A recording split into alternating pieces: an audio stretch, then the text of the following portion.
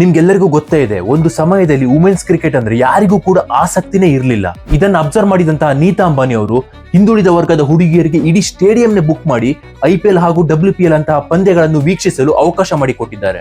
ಈ ಬಾರಿ ಮಹಿಳಾ ವಿಶ್ವಕಪ್ ಗೆಲುವಿನ ಹಿಂದೆ ನೀತಾ ಅಂಬಾನಿ ಅವರ ಪಾತ್ರ ಕೂಡ ಇದೆ guys. At the stroke of midnight, our girls have won the first ever ICC World Championship. I think you have made the whole nation swell with pride, the way you have played with courage, conviction and confidence.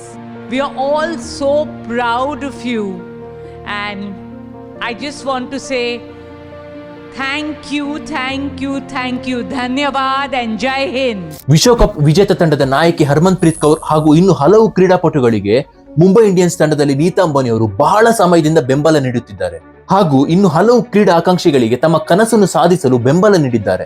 Reliance foundation ಭಾರತದಲ್ಲಿ 2 ಕೋಟಿಗೂ ಹೆಚ್ಚು ಕ್ರೀಡಾ ಆಕಾಂಕ್ಷಿಗಳನ್ನು ತಲುಪಿದೆ. ಇದರ ಮುಖ್ಯ ಗುರಿ ಏನಂದ್ರೆ ಭಾರತವು ಇಡೀ ಜಗತ್ತಿನಲ್ಲಿ ಕ್ರೀಡಾ ಶಕ್ತಿಯಾಗಿ ಮೆರೆಯುವುದು. ಇದರ ಬಗ್ಗೆ ನಿಮ್ಮ ಅಭಿಪ್ರಾಯ ಏನು? ಕಮೆಂಟ್ ಅಲ್ಲಿ ತಿಳಿಸಿ. Take care. ಸಿಯಾ.